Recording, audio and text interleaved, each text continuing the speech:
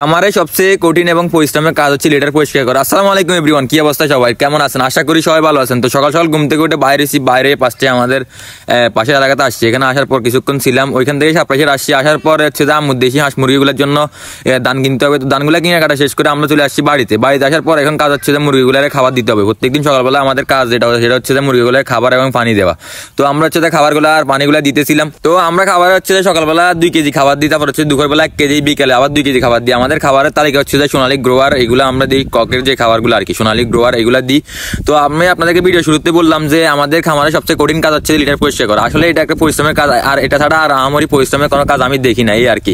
তো এদিকে আমাদের দেশি মুরগি নতুন একটা বাচ্চা নিয়ে বাড়িতে, আপনাদেরকে এটাও দেখার চেষ্টা করতেছিলাম। তারপর আলফাজে কোথা থেকে কিছু জংলা পাতা নিয়ে চলে আসছে। এগুলো হচ্ছে যে মানে পাকিস্তানি পাতা বলে আর কি, আমাদের এদিকে আমরা লিবিজি পাতা বলি, এরকম একটা অবস্থা। তো এগুলো দেওয়ার পর যে মুরগিগুলো দেখতেছেন আস্তে আস্তে খাইতেছে, আমি জানি না এগুলো দিলে কি হয়। তারপর যেহেতু এগুলো হচ্ছে ন্যাচারালি জিনিস, এই জন্য আমি এগুলো দেওয়ার ট্রাই করতেছি। এই হচ্ছে পরিস্থিতি।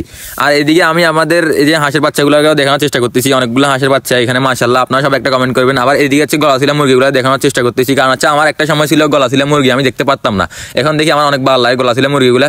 তারপর ছাদের উপর আসার পর হচ্ছে আমাদের যে পুরাতন লিটারগুলো আমরা এখানে আনি রাখছিলাম আর কি অনেক আগে, এখানে এগুলো অনেক দিন ধরে আছে। তো এখন হচ্ছে এইগুলো আমরা সুন্দর করে চালিয়ে নিতে হবে। চালিয়ে নেওয়ার পর হচ্ছে নতুনগুলোর সাথে মিক্স করে এগুলো আবার দিয়ে দিব। তো আমার সাথে আছে যে আলফাজ, দেখতেছেন ও কাজগুলো করতেছে, আমি আবার তো কেউ না দেখি আমি ভিডিও করতেছি। তারপর আমার একটা ফুফাতো ভাই আসছে, ওরে দিয়ে ভিডিও করতে বলতেছিলাম আর কি। তারপর আমরা দুজনে মিলে কাজগুলো করতেছি। তো আমরা লিটারগুলো কিভাবে ইউজ করি সেটা হচ্ছে যে আমাদের পুরাতন লিটারগুলো আমরা ছাদের উপরে এনে এগুলো শুকাই, তারপর হচ্ছে এগুলো একটু চালি, যে লিটারগুলো ছিল ওইগুলো ফালা দিই, যে অবশিষ্ট যেগুলো থাকে এগুলোর সাথে নতুনগুলো মিক্স করে আমরা এগুলো দিই।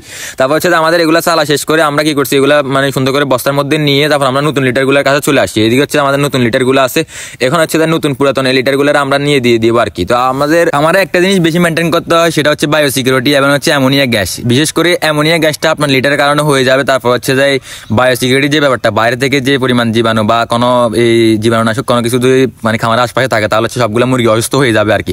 তো খামারে বিশেষ করে মেনটেন করতে হয় বেশি লিটারের যে ব্যাপারটা। এটা যদি আপনি ঠিক টাইমে মানে পরিষ্কার না করেন বা চেঞ্জ না করেন বা এগুলোতে কোনো পরিমাণ গন্ধ হয়ে যায়, তাহলে হচ্ছে এগুলো থেকে সব অ্যামোনিয়া গ্যাস তৈরি হবে।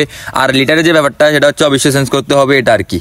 তারপর আমরা খামারে আসছি। খামারে আসার পর আমাদের যে খামারের ভিতরে যে লিটারগুলো ছিল, এখন যে এই কদিন যে লাস্ট গত 1 সপ্তাহের মধ্যে যেগুলো ছিল এগুলো আমরা পরিষ্কার করতে হবে। তো শুরুতে আমাদের কি কাজ, এটা হচ্ছে আমাদের পানির পাত্র মানে খাদ্যের পাত্র এগুলো হচ্ছে সুন্দর করে উপরে বেঁধে দিতে হবে। তারপর হচ্ছে যে মানে পানির পাত্রগুলো বাইরে নিয়ে আসতে হবে।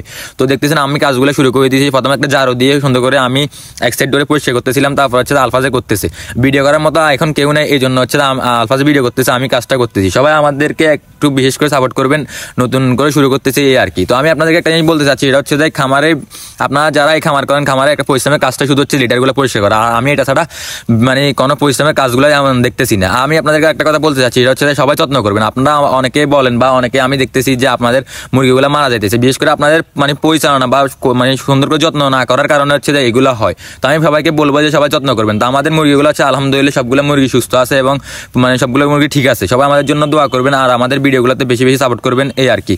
তো আমাদের এখন যে কাজটা সেটা হচ্ছে যে আমরা জিপিসি এর যে জীবাণুনাশক স্প্রেটা, এটা দিয়ে পুরো ঘরটা সুন্দর করে স্প্রে করে নিতেছিলাম। কারণ হচ্ছে যে ঘরে যদি কোনো জীবাণু থাকে, আমরা এভাবে প্রত্যেক সময় আপনারা অলরেডি ভিডিওতে দেখছেন বা আমরা মানে সবসময় এটা করার চেষ্টা করি যে জীবাণুনাশকগুলো দিয়ে আমরা হচ্ছে যে মানে মারার চেষ্টা করি আর কি। তারপর আমরা নতুন লিটার যেগুলো সাজার থেকে আনছি এগুলো দিয়ে সুন্দর করে পুরো ঘর আবার সিটা দিতেছিলাম হচ্ছে যে এখন যেহেতু শীতকালে এই জন্য একটু লিটার বেশি দিতে হয়। তারপর আমরা এদিকে আসার পর আমাদের দেখি হাঁস মুরগিগুলো একটু দেখাই দিয়েছিলাম। সবাই দুপুরবেলা আসছে আমার দুপুরে খাবার জন্য আর কি, যে হাঁস মুরগিগুলো আসে এই আর কি। তো ঠিক আছে, ভালো থাকবেন সবাই, আল্লাহ হাফেজ। আপনার সাথে পরের ভিডিওতে দেখা হবে। আপনারা সবাই অবশ্যই আমাদেরকে সাপোর্ট করবেন ইনশাল্লাহ।